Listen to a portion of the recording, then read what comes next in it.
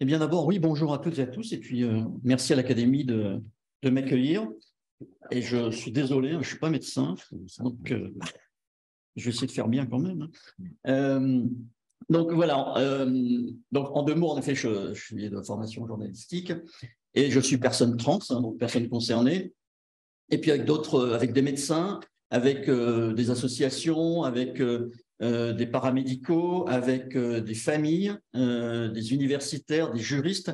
J'ai co-créé, co-fondé l'association Trans Santé France, qui est une association nationale et qui n'est pas une association, j'allais dire, un peu habituelle de personnes trans qui font du terrain, qui font de la proximité. Nous, on est plus là pour essayer de faire avancer les choses. Et notamment, on travaille avec la Caisse nationale d'assurance maladie, avec la HAS, puisqu'on a eu notre première réunion, je vous en dirai 2 mots tout à l'heure, la semaine dernière, pour faire avancer les recommandations concernant le parcours trans. Et moi, ce que je vais vous proposer, enfin, c'est ce qui m'a été demandé, c'est de vous présenter en quelque sorte la situation actuelle des transidentités, avec aussi les bons mots pour ne pas blesser, parce qu'en fait, bien souvent, voilà, on a un vocabulaire qui est peut-être pas toujours forcément facile à comprendre, mais qui peut blesser si on ne l'utilise pas ou si on l'utilise à mauvais escient. Et puis, on verra rapidement aussi les acquis et puis les attentes. Alors, je vais trouver le bouton. C'est celui-là. Ah, non, mais vous ne m'avez pas changé ma première diapo. Il me manque une première diapo. Bon, c'est pas bien grave. En fait, la première diapo que je voulais vous présenter, parce que je l'ai changée hier, mais non, c'est une diapo avec des chiffres. Bon, c'est pas bien grave. En fait, c'était simplement parce qu'on m'a demandé un côté un peu épidémiologique. Simplement, ce que je voulais vous dire, c'est que côté épidémiologique, les chiffres ne représentent quasiment rien. Parce que de toute façon, selon des extrapolations, puisqu'il n'y a pas, de toute façon, il n'y a pas de recensement de personnes trans en France. Donc, il y a impossibilité de connaître le nombre de personnes trans. Alors, les chiffres oscillent entre 0,5 et 1%, on parle même de 2% de personnes trans, ce qui me semble, moi, excessif. Enfin, ça me semble vraiment faire un grand nombre. Et on dit qu'on parle entre 15 000 et 450 000 personnes trans. Vous voyez, c'est tellement large que finalement, ce sont des chiffres qui ne veulent strictement rien dire, puisqu'en plus, alors après, il y a des bons chiffres, ce sont les chiffres de la Caisse nationale d'assurance maladie qui prennent en compte les ALD 31. Donc l'ALD 31, on en parlera tout à l'heure, c'est ce qui permet de prendre en charge à 100% le parcours trans, sauf que tout le monde ne passe pas par une ALD 31, donc le chiffre est faussé par là même. Et puis après, il y a un chiffre. Alors le chiffre est bon, simplement, sauf que ce n'est pas représentatif de la population. Et il y a un autre chiffre par la Caisse nationale d'assurance maladie, et le nombre d'interventions chirurgicales. Mais là aussi, ça ne veut pas dire grand-chose, si ce n'est que c'est un chiffre exact. Mais il faut quand même savoir que les personnes trans qui passent par une opération qu'on appelle maintenant d'affirmation de genre sont très peu nombreuses. Ça doit représenter, je ne sais pas si ça représente je crois. Il y a des chiffres qui disent que c'est 1% des personnes trans, mais là aussi 1%, ça ne veut rien dire parce qu'on ne connaît pas le chiffre total. Donc, vous voyez, quand on veut essayer de trouver des chiffres, honnêtement, et vous tenez, je suppose, comme moi, journaliste, à une rigueur scientifique, c'est difficile de donner des chiffres parce que, hormis les chiffres de la Caisse nationale d'assurance maladie, qui sont de bons chiffres, simplement, ils ne représentent pas une véritable réalité. Alors, en fait, ce que je voulais quand même vous dire, c'est que la transidentité, et je vous parle aussi des transidentités, en fait, on en parle vraiment depuis 4-5 ans, enfin 5-6 ans à peu près. Même si, on en parlait d'ailleurs tout à l'heure lors de la conférence de presse, on évoquait, je crois que c'est vous qui évoquiez le film Danish Girl, qui est un très beau film et qui se situe dans les années 20, où finalement, c'est une personne trans danoise qui subit une des premières opérations finalement on dirait à l'époque de réassignation de genre, et qui finalement va en décéder parce qu'évidemment à l'époque les antibiotiques n'existaient pas. Et tout ça pour dire que ça remonte à très longtemps. Et même aussi pour les gens qui nous disent que c'est récent, voilà, quand on parle de délire transgenre, On nous parle de transgérisme qui serait soi-disant un cheval de Troie masculiniste. Même Charlie Hebdo, il va de son petit côté transphobe. Il n'empêche que si vous remontez à la mythologie grecque, au mythe de Sénée, de Tirésias, voire d'Hermaphrodite, on peut estimer que la transidentité existe depuis la nuit des temps, comme l'homosexualité d'ailleurs.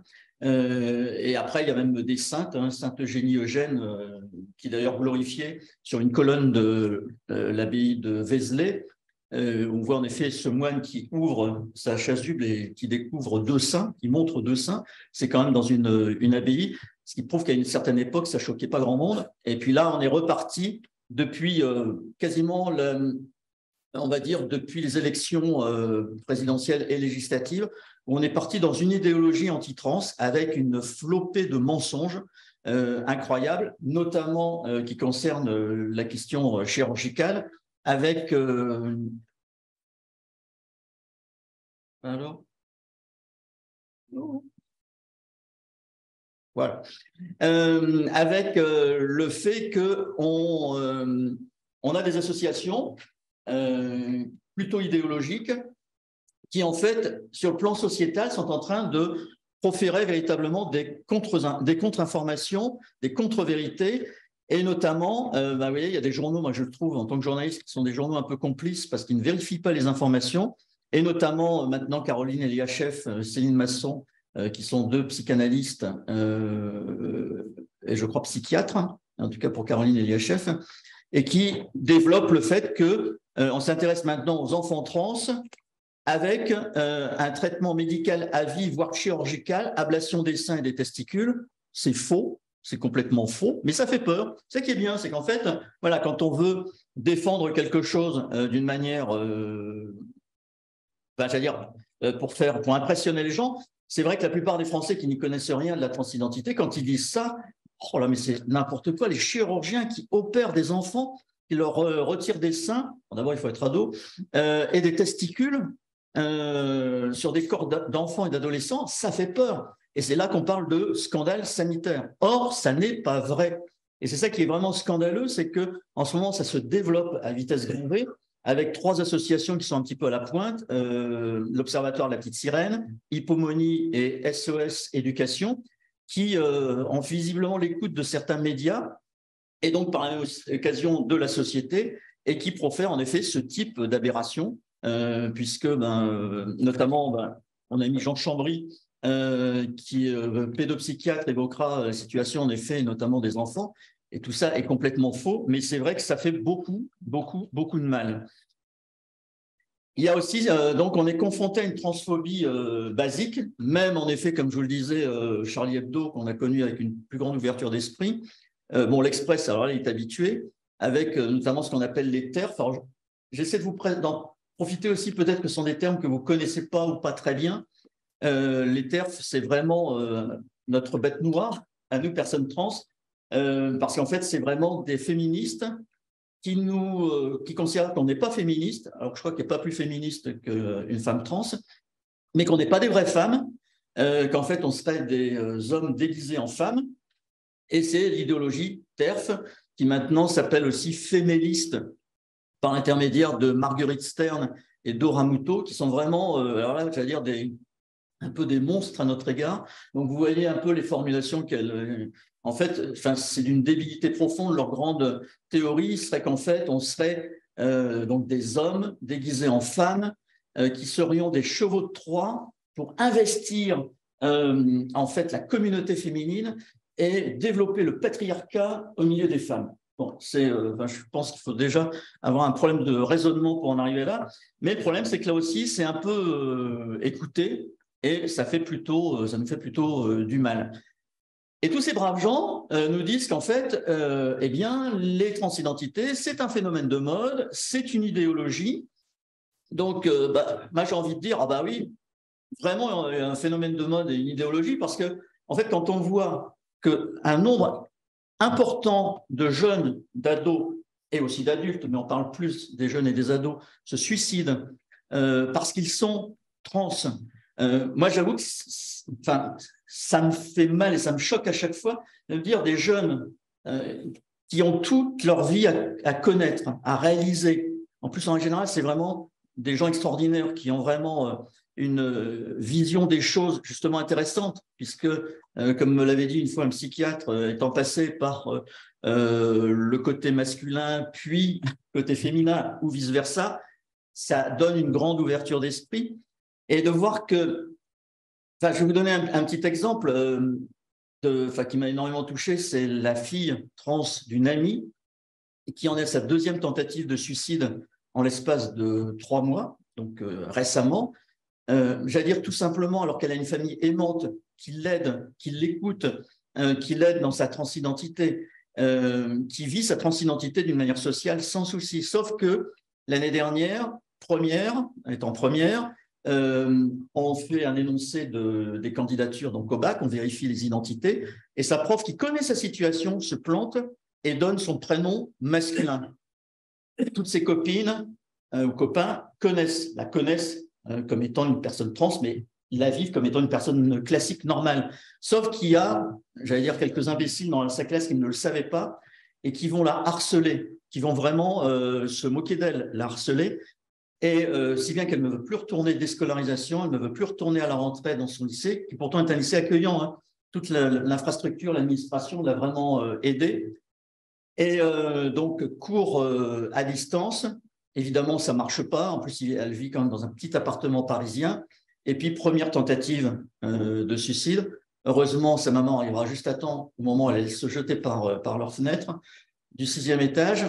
Et puis, 2 mois plus tard, le recommence aussi. Bon, arrêté juste à temps. Là aussi, parce que ses copains étaient étonnés de ne avoir de ses nouvelles, ses parents ont vite rappliqué à la maison. Donc voilà, dire que c'est un phénomène de mode, que c'est une lubie, que c'est quelque chose. Voilà, quand on nous dit aussi que, en fait, c'est un choix. Ben non, c'est pas un choix. Moi, je peux vous dire que ça m'a pris vers 4-5 ans, le fait de me dire je suis mal dans ma peau. C'était dans les années 60. Hein. Donc, je suis mal dans ma peau et ça m'a coupé du monde en quelque sorte parce que je ne voulais plus voir personne du fait que je subissais aussi, mais on ne parlait pas de ça à l'époque, de harcèlement à l'école, on se moquait de moi. Et puis, on ne parlait pas de transidentité non plus. Sauf que j'étais tout le temps avec les copines, avec des filles. Et donc, voilà, ce n'était pas un choix. En fait, je n'ai pas subi une influence, comme on dit, du lobby LGBT, je n'ai pas subi une influence des réseaux sociaux, ça n'existait pas. C'est quelque chose qu'on ressent intérieurement. C'est un peu comme, à un moment donné, dans les années 70, quand on disait que l'homosexualité, c'est un phénomène de mode, simplement, l'homosexualité s'est révélée au grand public, même si là aussi, ça existe depuis la nuit des temps. Donc, dire tout ça, c'est vraiment nous faire du mal, c'est nous blesser et considérer qu'en fait, on ferait ça voilà, soit pour, vulgairement, emmerder la société. Non, on fait ça simplement pour être nous-mêmes et simplement faire en sorte qu'on puisse vivre notre vie telle qu'on l'entend et encore une fois, sans faire de mal ni gêner qui que ce soit. Et alors bon, quelques chiffres quand même. Il faut quand même savoir que les personnes trans ont 10 fois plus de risques de suicide que la population globale. Un tiers des personnes trans sont confrontées à une tentative de suicide. Et c'est valable, c'est les mêmes chiffres pour adultes et enfants, ados confondus. Et je peux vous dire que moi, je rentre totalement dans ces chiffres. 4 fois plus de risques de dépression que dans la population générale, plus évidemment les risques d'agression transphobe. Alors, je vais me permettre, si vous le voulez bien, mais on me l'a demandé parce que je pense que c'est intéressant. Il faut savoir quand même qu'il y a un vocabulaire trans et qu'il ne faut pas tout mélanger. Bien souvent, on a tendance, quand on ne connaît pas très bien, et ce n'est pas un reproche, hein, quand on ne connaît pas très bien, on a tendance un peu à tout mélanger. Donc, il y a le sexe qui est différent de l'identité de genre, qui est différent de l'attirance sexuelle et qui est différent de l'expression de genre. Le sexe, c'est quoi? Sont les données biologiques, hein, tout simplement. C'est aussi l'état civil, puisqu'en France, c'est M ou F. Le problème, c'est qu'on oublie les intersexes, et c'est ça qui a posé pendant de très nombreuses années, et qui a posé problème d'ailleurs en termes de chirurgie, parce que pendant très longtemps, comme l'administration voulait un M ou un F, le petit bébé qui naissait et qui était intersexe, on essayait de lui donner très rapidement un sexe, et bien souvent, ça se terminait plutôt mal après dans sa propre vie parce qu'on lui avait en quelque sorte imposé un sexe qu'il n'avait peut-être pas forcément envie, dans lequel il voulait être reconnu. Hein. Et donc, Voilà, il y a aussi la question intersexe. L'identité de genre, c'est une construction sociale, c'est un ressenti. Moi, c'est le fait que depuis que j'ai 4 ou 5 ans, je me ressens fille. Et pour moi, j'aurais dû naître fille. Bon, il y a eu un problème, on ne sait pas trop pourquoi, mais en tout cas, voilà, c'est un problème de ressenti. Et c'est là qu'on trouve, tout le monde sait ce que sont les cisgenres. Cisgenre, en fait, c'est le contraire de transgenre. C'était inventé, en fait, pour considérer qu'il y avait les transgenres, et les cisgenres. Et puis maintenant, il y a les non-binaires aussi. Donc, non-binaires, eh bien, c'est des personnes, par exemple, moi, je suis une personne trans binaire, puisque là, pas de problème, hein, depuis que je suis tout petit, pour moi, je suis une fille. En revanche, les non-binaires, eux, considèrent qu'ils sont soit ni homme ni femme, soit et homme et femme, soit de temps en temps homme, de temps en temps femme, c'est-à-dire qu'en fait, ils ne veulent pas se raccrocher à un genre précis. Alors, je reconnais que ça peut être compliqué à comprendre, mais il n'empêche que voilà, ils existent et on ne va pas les rejeter parce qu'ils existent. L'attirance sexuelle, bah, ça vous connaissez bien, hein, c'est hétéro, homo, bisexuel, pansexuel. Pansexuel, ça veut dire en fait qu'il est attiré par n'importe quelle personne et pas forcément lié à un genre, un sexe ou autre. Et l'expression de genre, ça, c'est la tenue, c'est l'attitude, c'est le stéréotype. Alors, c'est vrai que moi, je corresponds un peu au stéréotype féminin. Mais voilà, donc c'est pour ça qu'il ne faut pas tout mélanger.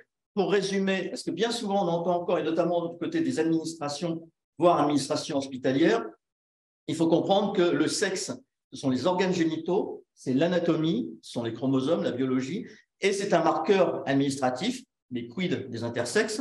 Et puis le genre, bah, c'est l'identité de genre, donc le genre ressenti, c'est l'expression de genre, donc le genre social, et c'est l'assignation au sexe de naissance qui, là, est le genre administratif.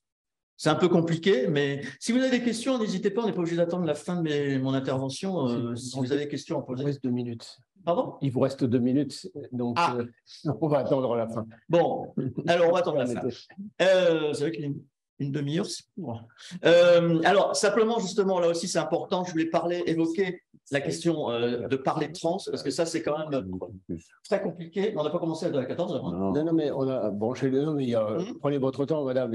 Simplement, il y a un chronomètre qui est branché au moment où vous prenez la parole, c'est court. Alors, par exemple, le mot transsexuel, qu'on entend encore beaucoup dans les hôpitaux, ça, c'est un truc qu'on ne supporte pas. Ce transsexuel, il y a une telle connotation négative derrière tout ça. Le fait qu'à une époque, c'était le bois de Boulogne. Transsexuel, c'était lié aussi à une pathologisation. Maintenant, on parle de transgenre, de transidentitaire, ou tout simplement de trans, qui ne pose pas de problème. Ce qu'on a aussi du mal à supporter, c'est quand on dit vous êtes transformé, ou on parle de réassignation. C'est vrai que maintenant, on parle plutôt de transition et d'affirmation de genre. Ce qui est insupportable aussi, par exemple, c'est de me dire donc tu es devenue une femme. Non, puisque je l'étais depuis la naissance dans mon esprit. Donc, c'est être soi-même.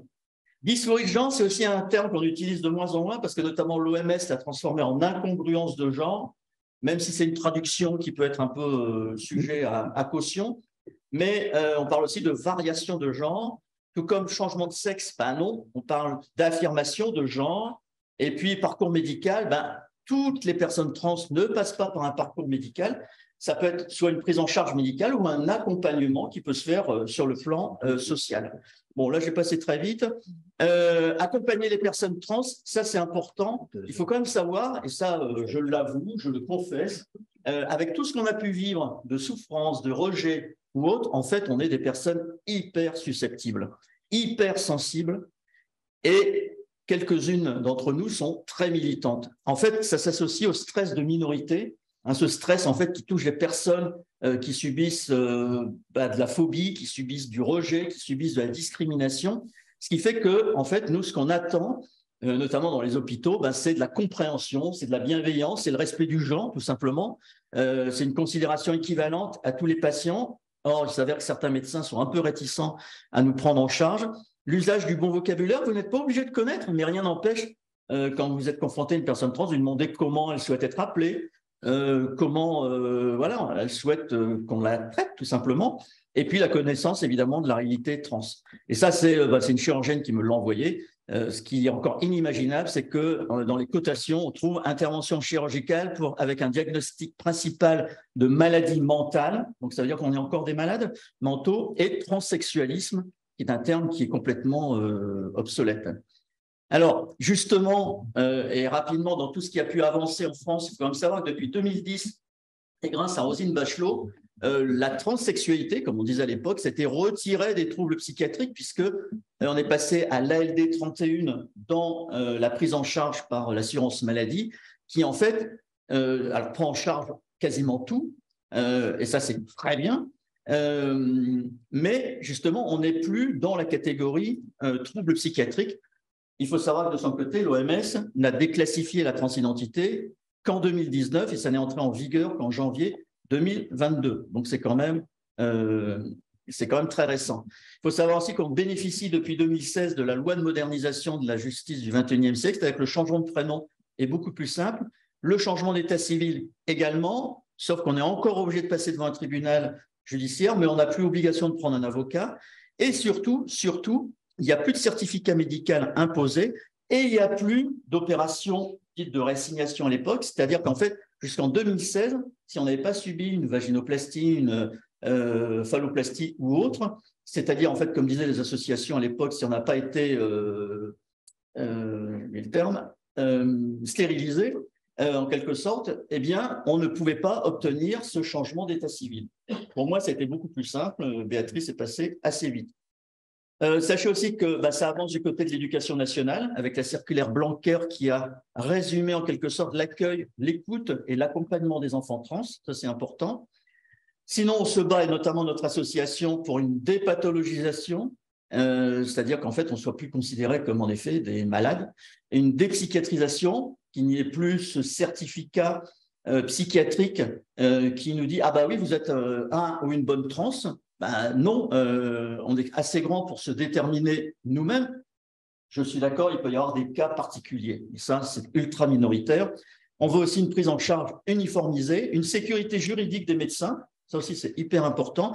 Et une formation du personnel médical et paramédical. Vous aurez certainement l'occasion d'en parler tout à l'heure avec mes amis chirurgiens, où il y a un manque énorme d'équipes médicales, notamment chirurgicales. Et les délais maintenant peuvent atteindre entre 2 et 5 ans d'attente pour subir une vaginoplastie ou une phalloplastie, ce qui, humainement parlant, est insupportable en fait. Et attendez. Bon, écoutez, là, on va pouvoir le. Bon, je finirai pas alors. En discutant. Bravo. Vous nous avez très bien. Non, mais là, ça ne passait pas. C'est pour ça que c'est passé très vite, en fait. Oui, merci. Présenter la question du problème sociétal, en particulier la question scolaire qui se pose donc précocement et qui pose le problème général de la normalité, ce qui est considéré comme une normalité surtout de la part d'enfants, et on comprend très bien les difficultés psychologiques qui sont ressenties pendant la période scolaire. Et après, vous évoquez la dépathologisation qui se conçoit, encore que on peut dire qu'on opère un corps qui est organique, pour la chirurgie en tout cas, organiquement normal, qui peut éventuellement, on verra tout à l'heure, subir quelques complications, donc on rentre dans un domaine pathologique. Se pose également la question de l'affection longue durée reconnue, qui ouvre la voie au remboursement de la sécurité sociale. Et là, ce n'est pas une question philosophique, c'est une question concrète qu'il faut trancher. Et alors, on est bien d'accord, ce n'est pas un phénomène de mode, puisque le ministère de la Santé a demandé un rapport qu'il a obtenu l'année dernière, qui est fort bien fait, très bien résumé, que j'ai pu lire pour préparer cette séance, qui a débouché sur la commission qui se réunit maintenant à la Haute Autorité de Santé. Donc, on est là maintenant, on a fait un énorme progrès dans l'approche sociétale et, je dirais, gouvernementale, administrative de la question. Alors, tout ne se fait pas en un jour, bien évidemment, et les choses progressent. Il y a la question également de la dépsychiatrisation. Donc ça, c'est une question qui, telle que vous l'avez présentée, qui est d'ordre administratif, mais qui pose quand même aussi les questions des remboursements, des consultations, de la nécessité ou non, on le verra peut-être tout à l'heure, dans la formation des équipes qui prennent en charge les patients ou les patientes, mais on pourrait comprendre qu'une consultation psychologique, plus probablement que psychiatrique, puisse être organisée, voire prévue en amont d'un acte chirurgical. Voilà quelques points de discussion au niveau de la présentation que vous avez faite, et je pense bien qu'on reviendra sur quelques points. Est-ce que vous avez un commentaire ou Alors, j'aurais un commentaire parce que je sais que c'est un peu difficile parfois pour des médecins de comprendre, notamment quand on dit et il ne faut plus, il faut dépsychiatriser. Alors d'abord, dépsychiatriser ne veut pas dire le rejet des psychiatres. Hein. C'est-à-dire, en fait, nous, et ça c'est vraiment un combat, j'allais dire, de toutes les associations et de toutes les personnes trans, c'est qu'on soit respecté et qu'on ne soit pas considéré encore comme des malades mentaux. Il faut qu'on aille voir un psychiatre qui nous dise vous êtes bien trans. Je pense qu'on le ressent suffisamment bien. Je comprends qu'il puisse y avoir des cas parfois limites. Et là, dans ces cas-là, c'est normal, comme pour n'importe quelle situation, et pas simplement trans, que par exemple un chirurgien, une chirurgienne demande un avis psychiatrique. Ça peut tout à fait se comprendre. Mais, je sais parce que je connais suffisamment de chirurgiens, et notamment mon coprésident, Nicolas Morel-Journel, qui lui n'en demande plus depuis longtemps, sauf, me disait-il, si vraiment il sent qu'il y a quand même quelque chose qui peut être de l'ordre psychiatrique. Mais il disait que c'était super rare, en fait. Donc voilà, et d'un autre côté, c'est ce qu'on va faire avec les travaux, puisque je participe notamment aux travaux de la HS qui ont commencé donc la semaine dernière. Et on espère bien aboutir, et là je pense qu'on est quasiment tous les médecins qui participent à cette réunion, enfin à ces travaux qui sont des travaux lourds, sont d'accord sur le fait qu'il faut dépsychiatriser, c'est-à-dire qu'il ne faut plus qu'il y ait ce laisser-passer psychiatrique. Et pour tout vous dire aussi, je suis assez fier d'avoir obtenu, grâce à mon association, mais c'est moi qui avais rencontré le médecin conseil national de l'assurance maladie, en demandant notamment que pour l'obtention de l'ALD 31 ne soit plus réclamé un certificat psychiatrique. Et il a fait une note de cadrage qui est vraiment très bien, d'ailleurs que j'aurais pu vous passer parce qu'elle est dans mon diaporama, qui dit expressément à tous ces médecins conseils, donc en département, qu'il ne faut pas exiger de certificat psychiatrique pour accorder l'ALD 31. Il n'empêche que, je pense idéologiquement, il y a encore des médecins conseils départementaux, parce que j'ai des retours de régions qui continuent de l'exiger. Et ça, c'est discriminatoire. Et ça se termine assez souvent comme en procès. Et en général, la Caisse d'assurance maladie perd ses procès. Pour l'instant, on n'a pas gagné un seul de ce point de vue-là, puisqu'elle est accusée dans ce cas-là de discrimination. Pourquoi, en effet, les personnes trans, on leur met des bâtons dans les roues pour la prise en charge? Pourquoi on ne le fait pas pour des personnes cis, en fait? Donc, il y a vraiment une discrimination qui existe. Des questions? Une ou deux questions, s'il y a le temps. Oui. Professeur Koudal, ancien président de notre compagnie. Tout d'abord, je voudrais vous remercier pour votre exposé qui était très clair. J'ai appris beaucoup de choses. Je suis chirurgien orthopédiste, donc évidemment loin de ces préoccupations. Mais j'ai vraiment appris beaucoup de choses. C'était très clair, très poignant et je vous en remercie, madame. J'avais deux questions. La première, je suis chirurgien orthopédiste, c'est déjà un petit défaut, mais je suis aussi ancien doyen d'une faculté de médecine et je peux vous assurer que, enfin ça fait déjà un moment, mais que tous les sujets que vous venez de décrire ne font absolument pas partie du cursus des études médicales. On ne les retrouve que dans quelques spécialités, comme par exemple probablement en urologie ou en gynécologie, j'en sais rien. Et je trouve que ça, c'est quelque chose, puisque vous êtes président d'une association, vous devriez titiller le ministère de l'Enseignement supérieur et de la Recherche pour que ça puisse se modifier. Alors si mes propos sont diffusés, je vais encore me faire engueuler par la conférence des doyens, mais ça m'est complètement égal parce que je pense que c'est intéressant. Alors, si vous me permettez une petite… Mais bien sûr. Pardon. Une petite insiste simplement pour dire qu'en effet, il existe notamment un DU que mon association a relancé, accompagnement et soins des personnes trans, et un DU qui est géré notamment par Sarah Cristofari, que vous entendrez tout à l'heure, également sur l'accompagnement des personnes trans. Mais c'est ultra minoritaire, en fait. Et en effet, il y a du gros boulot à faire là-dessus. C'est déjà une petite avancée. Un DU, c'est un diplôme d'université. Moi, je parle du DES, qui sont des diplômes nationaux. Vous voyez. J'avais une question technique. Je suis aussi expert près la Cour de cassation, et pendant longtemps, mais il y a déjà de cela une quinzaine, une vingtaine d'années, je recevais systématiquement du tribunal de grande instance de Nantes, qui gérait effectivement les identités, des demandes de changement de prénom. Alors, j'ai cru comprendre que maintenant, ce n'était plus nécessaire. On ne fait pas appel à un expert systématiquement, mais il y a quand même... Maintenant, c'est terminé depuis 2007. Je pense que c'est une bonne chose. Et enfin, j'avais la notion aussi, ça c'était des personnes transgenres qui me l'avaient expliqué, que dans certains territoires français, et en particulier à Tahiti, sur les cartes d'identité, il n'y avait pas que H comme homme, F comme femme, mais il y avait aussi une autre lettre pour les personnes qui n'étaient ni hommes ni femmes. Et il semblerait que cet été supprimé à une période relativement récente qui date d'il y a 2 ou 3 ans. Est-ce que vous avez des détails là-dessus? Alors, je n'ai pas de détails là-dessus, mais je sais, pour être allé d'ailleurs plusieurs fois en Polynésie pour assurer des cours d'ailleurs, qu'il existe, alors c'est culturel en fait, voilà, c'est une catégorie de population qui est considérée, je ne sais plus le nom exact d'ailleurs, je ne sais pas si quelqu'un le connaît, qui d'ailleurs est très appréciée. Absolument, parce que en effet, ils sont ni hommes ni femmes. Bon, ils sont forcément un sexe de biologique, mais tout à fait, c'est une spécificité. D'ailleurs, il y a beaucoup de sociétés chez les Indiens aussi d'Amérique. Parfois, dans certaines tribus, il y a beaucoup de genres. Il n'y a pas que les deux genres, les deux sexes. Il peut y en avoir jusqu'à 6 ou 7. Et donc oui, vous avez raison. Je ne connais pas moi le côté administratif, mais vous avez totalement raison. Mais cela dit, pour aller un petit peu plus loin, il y a des pays, par exemple la Belgique, envisage de supprimer sur les papiers d'identité. La Belgique envisage de supprimer sur les papiers d'identité le M ou le F. Et il y a d'autres pays qui l'ont déjà fait en fait. Et considérant qu'en effet, voilà, on ne va pas mettre dans 2 cases, sachant que maintenant dans la société, il y a une pluralité qui fait qu'il y a des gens qui ne se reconnaissent pas dedans. Je sais que ça peut surprendre, hein, mais c'est des évolutions de la société comme ça. On prend en compte maintenant. Merci beaucoup. Merci bien. Merci à vous en tout cas. Merci.